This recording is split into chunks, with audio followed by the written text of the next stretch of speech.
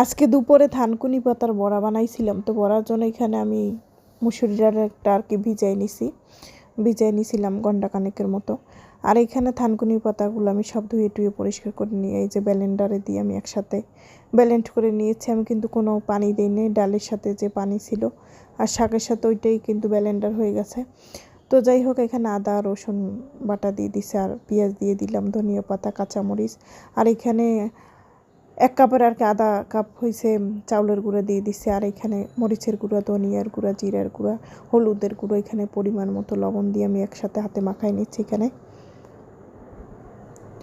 এটা ভালোভাবে মাখাই রেখে আমি আধা ঘন্টার জন্য মাখাই রেখে দিচ্ছি। এখানে চাইলে আপনার সাথেও ভাজতে পারেন, কোনো সমস্যা নেই। তো যাই হোক, এখানে আমি তেলে দিয়ে আমি ভাজে নিচ্ছি ছোট ছোট বড়া করে।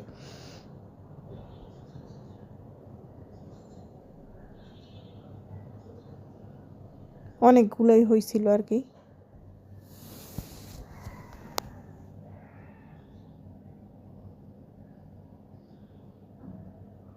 এখানে আমি সব তুলে নিচ্ছি আর কি।